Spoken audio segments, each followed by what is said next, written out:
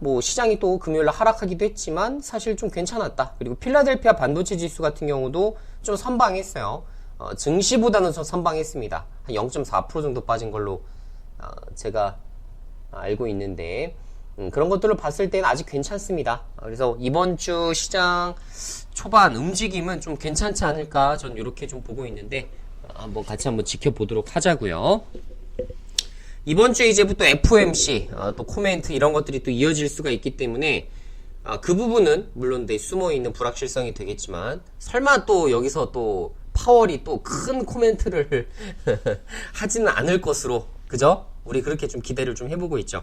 그래서 괜히 또 엉뚱한 소리 이런 것들을 안 했으면 좋겠는데 한번 지켜보겠습니다. 본인이 똥 싸놓은 건데 그거 뭐 어떻게 치울지는 본인이 더 잘할 텐데 여기에서 또 물가 얘기를 뭐 한다든가 짤데기 없는 얘기를 과연 할까 이런 생각 좀 듭니다.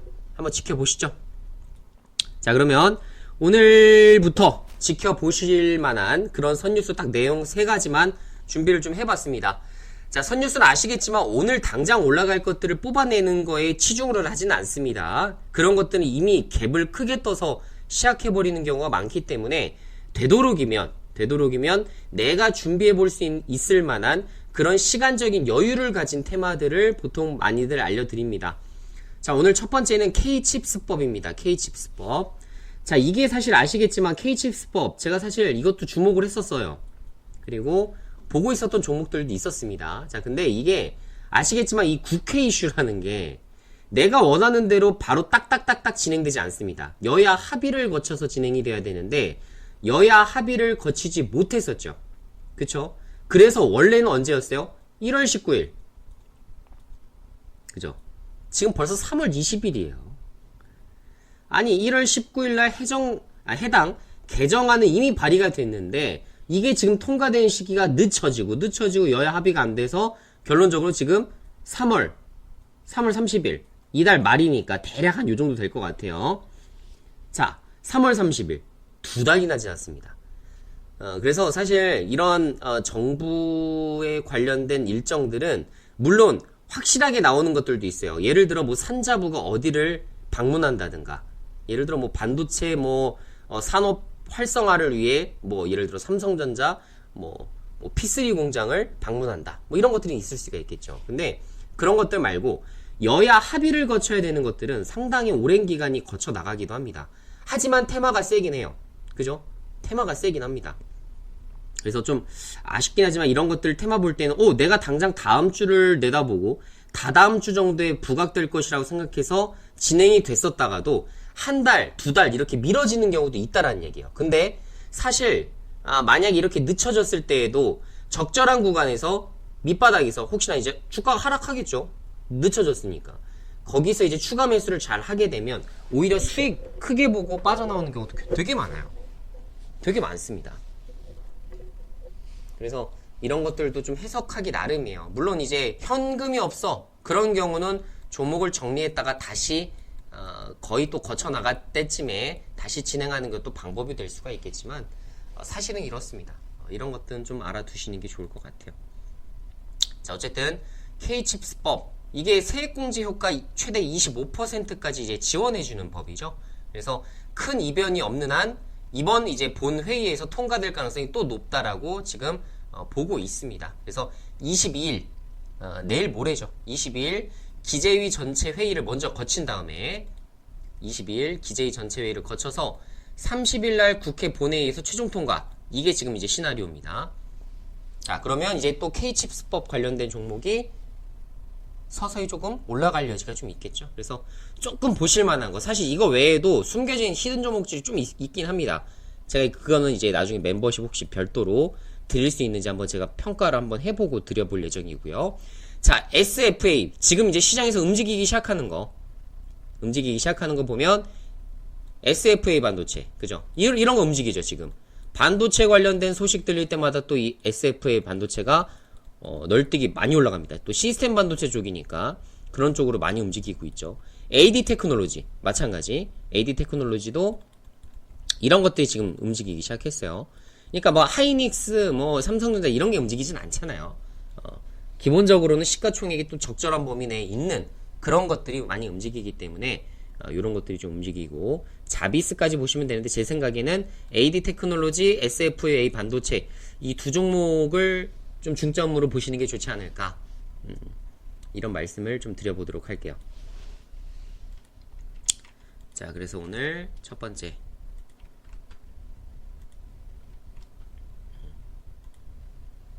이렇게 보시면 될 것 같아요.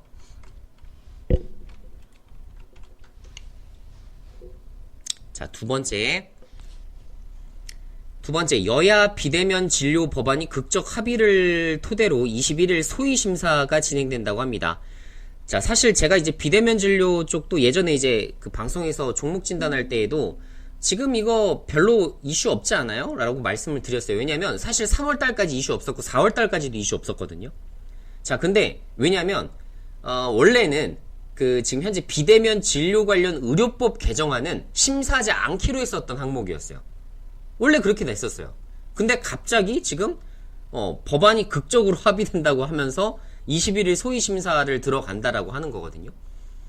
자, 그래서 결론적으로는 이렇게 여야 뭔가 합의, 뭔가 이런 법안 이런 것들에 대해서는 정말 예측하기 좀 어려울 때가 많다, 이 얘기를 꼭 드리고 싶어서 그렇습니다.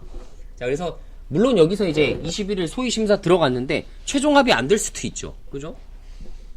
그래도 어쨌든 들어간다 라는 부분이 어떻게 돼요? 보통 호재다 이렇게 보죠. 그래서 오늘 움직일 가능성이 좀 있어 보입니다. 그래서 인피니티 헬스케어, 뭐 케어랩스, 이지케어텍, 뭐 인성정보, 여러분들 좋아하시는 여러가지 종목들이 있겠지만 그 중에서 요거 세 종목 내외로 좀 보시는 게 좋지 않을까, 이런 말씀 드려요.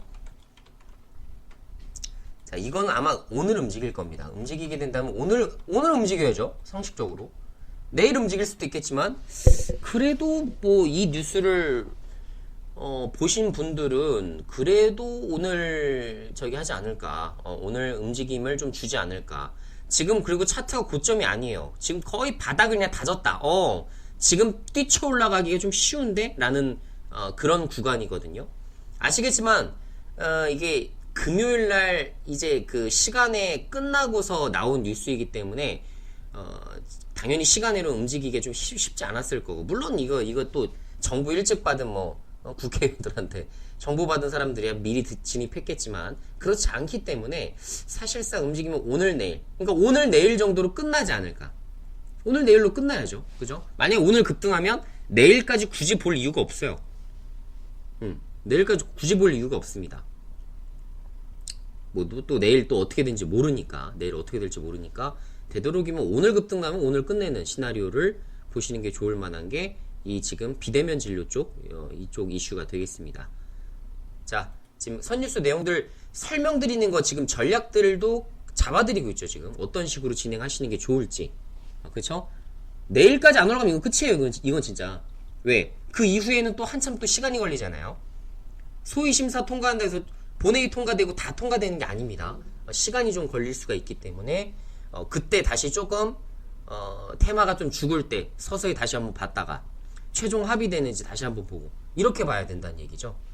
그죠? 자, 세 번째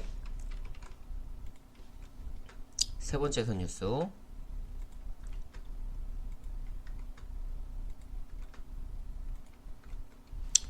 자, 보시죠. 중러 관계 태산과 같다. 시진핑이 20일부터 22일까지 러시아를 방문합니다.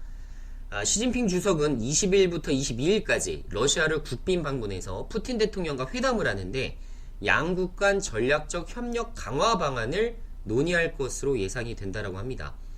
자, 중국이 주장하는 게 지금 뭐죠? 우크라이나랑 너네 지금 빨리 침공해갖고 저기 다 영토 가져와, 이러는 거 아니죠? 지금 뭐라고 하고 있어요? 휴전해라. 휴전이라고 얘기하고 있어요. 휴전, 평화회담. 사실 푸틴이 우크라이나를 칠 때 중국은 반대했습니다. 실제로 반대했어요.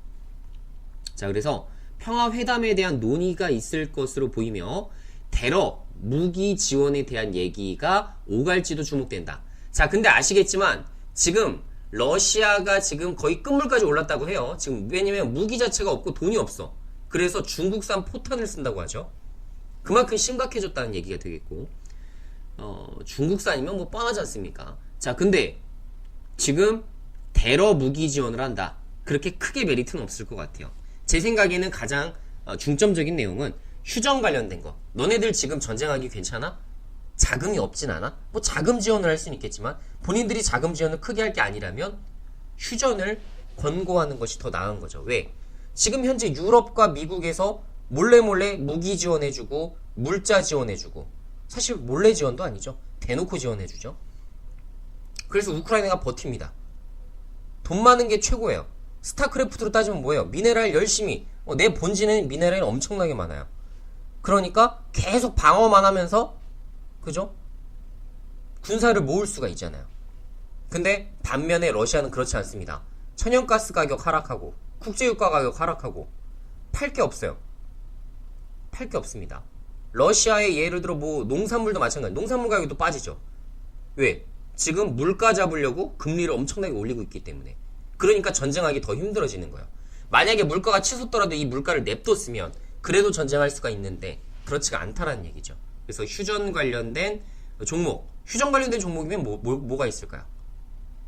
재건 관련된 종목이죠. 재건. 그죠? 재건. 크게는 뭐 이제 건설기계 쪽이 움직이겠고, 그 다음에는 또 거기에 또 필요한 뭐 철강이라든가, 그죠? 이런 것들이 좀 필요할 여지가 있겠습니다. 나중에 이제 테마가 붙기 시작하면 너무나 많이 간다 싶으면 이제 철강주도 움직이고, 같은 이제 시나리오를 그리게 되겠죠? 자, 그래서 데모, 서암기계공업. 그나마 이게 차트가 그냥 괜찮지 않나? 라는 생각이 드는데, 이건 테마가 약할 수 있어요.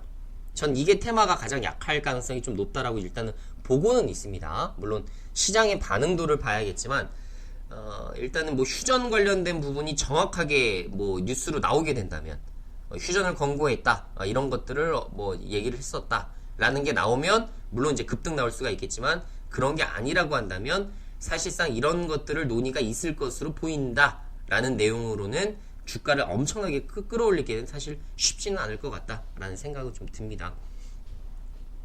자, 어쨌든 데모, 서암기계공업 이런 것들 위주로 좀 보시면 딱 되지 않을까 싶습니다.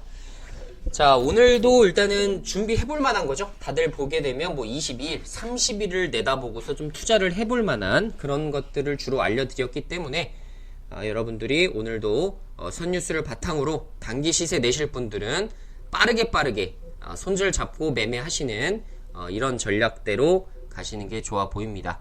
자, 오늘은 이렇게 3개의 테마를 좀 짚어드렸고요. 자, 오늘도 보신 분들, 오늘도 방송 보신 분들은 오늘도 이 대표와 성공투자하자 남기면서 방송 마무리 짓도록 하겠습니다.